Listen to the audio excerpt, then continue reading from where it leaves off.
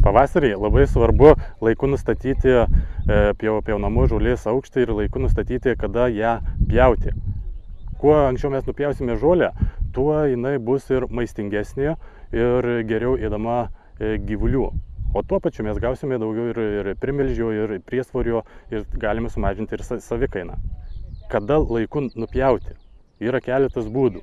Galima naudoti tam tikrus prietaisus, vaikščioti per lauką ir pasakoti ir žiūrėti, užsirašinėti tai, koks yra žolyno aukštis. Populiariausiai yra keletas būdų žolės matavimų.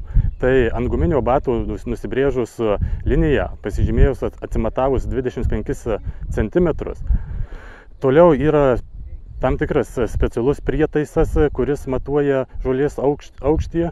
Taip pat galima dar matuoti paprasčiausią matavimo juostelę.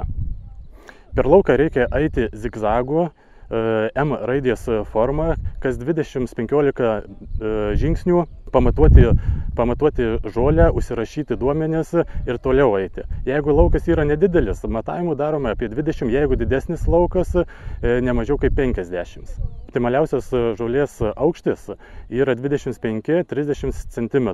Taip pat galima apskaičiuoti pjaunamo ploto, pjaunamo lauko sausos medžiagos kiekį. Tam reikia išpjauti 1 kvadratinį metrą žolės, jį pasverti ir apskaičiuoti. Žinant, kad žolės sausos medžiagos yra apie 15-18%, tai yra 150-80 gramų sausos medžiagos, tokiu būdu galime apskaičiuoti, kiek bus iš hektaro sausos medžiagos. Idealiausias sausos medžiagos kiekis iš hektarų, kai gaunasi apie 3-3,5 tonos. Žolynams augant didėja žolės masė ir gaunamo pašaro kiekis, bet mažėja pašarinė vertė.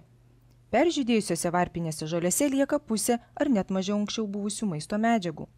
Tyrimais nustatyta, kad bamblėjimo tarpsnio kilograme žolės sausųjų medžiagų yra vidutiniškai 150 gramų žaliųjų baltymų, o žolėms peržydėjus jų lieka 3 kartus mažiau. Pradėjom ūkininkaut nuo 91 metų, buvo pastoviai senos pievos, pamatėm, kad nėra gerų primelžių, pradėjom atsinėti pastoviai gerą pievą, nes daug pigiau kainuoja geresnės investicijos su gera pieva, kadangi nereikia daug dėti kombinuotų pašarų, nes šviežių pievų daug žolės, daug baltymų, gauni gerą primelžį.